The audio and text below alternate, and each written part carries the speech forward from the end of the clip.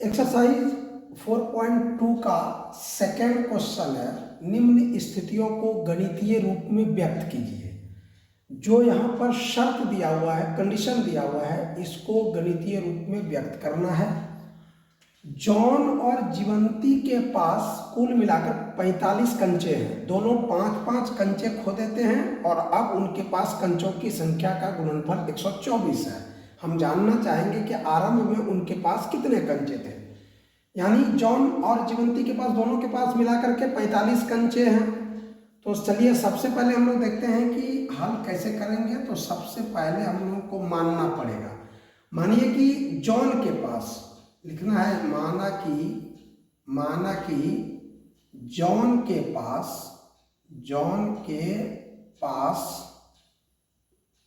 कंचे की संख्या चलिए बराबर x मान लेता हूं। तो जब जॉन के पास x कंचे हैं तो जीवंती के पास देखिए, जीवंती के पास कंचों की संख्या क्या हो जाएगी। कंचों की संख्या देखिए, तो जब जॉन के पास x है, दोनों को मिला करके जो है 45 कंचे हैं, तो जॉन वाला घट जाएगा, उसमें 45 घटाओ x, इतना जीवंती के पास है। अब दोनों के पास से 5-5 कंचे खो जाते हैं। यानी देखिए 5 कंचे खोने के बाद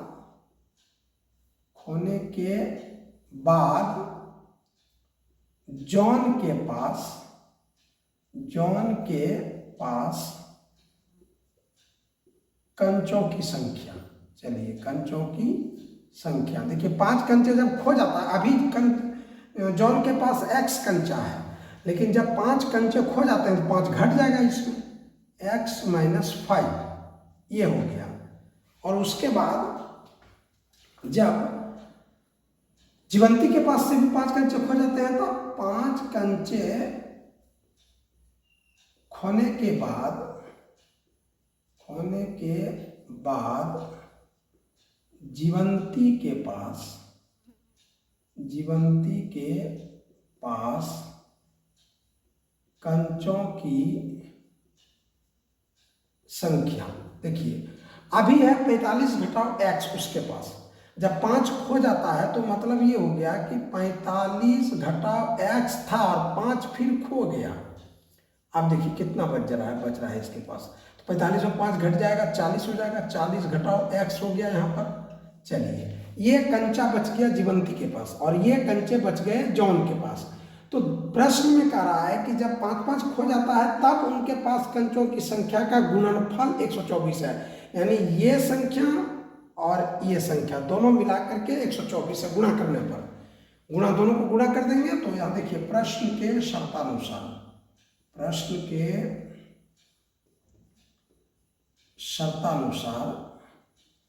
क्या है। प्रश्न के शर्तानुसार ये जॉन के पास कंचे की संख्या गुना जीवंती के पास कंचे की संख्या बराबर 124 हो गया। देख लीजिए ये हो गया 124। अब क्या है कि दोनों के पास गुणा कर देते हैं पहले। यहाँ देखिए x × 40x हो गया और x × -x तो -x² हो गया। अब फिर अब x से गुणा हो गया, -5 से कर देता हूँ, -5 × 40 यानी हो जाएगा -200 और -5 × -x + 5x = 124। चलिए अब यहाँ पर हम क्या देख रहे हैं कि यहाँ पर -x² हो गया और ये x वाला पद 2 ठो है, एक 5x है और एक 40x है, दोनों का चिन्ह प्लस है, प्लस में जुट जाएगा दोनों, 40x और 5x हो जाएगा यहाँ पर 45x। चलिए ये हो गया और उसके बाद यहाँ पर -200 ये जो का त्यों रह गया और इसको 124 को इस पार ले आना है, तो यहाँ हो जाएगा -124, उस पार में प्लस है, इस पर आके माइनस हो गया, = 0 हो गया।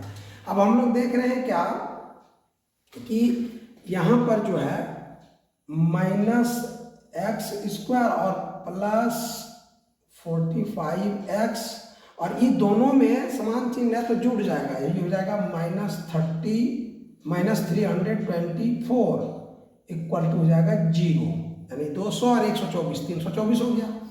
अब हम लोग को यहाँ पर से क्या करना है कि -1 सभी से दो तीनों से कॉमन ले लेना है।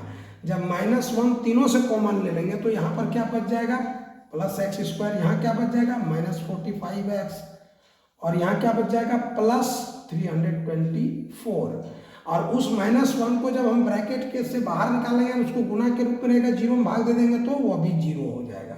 मतलब इतना हो गया, ये हमारा द्विघात समीकरण पर आ गया। अब हम लोग यहाँ पर x² का जो गुणांक है 1 है और तीसरा पद जो है 324 है, तो इसको जब हम लोग गुना करते हैं तो बन जाता है हमारा 1 × 324 इक्वल टू हो जाएगा वही 324। अभी तो ये 324 का इस प्रकार हम लोग गुणनखंड करते हैं कि जिस दोनों को गुणनखंडों को जोड़ने या घटाने पर यहाँ बीच वाला पद कितना आ जाए -45 आ जाए।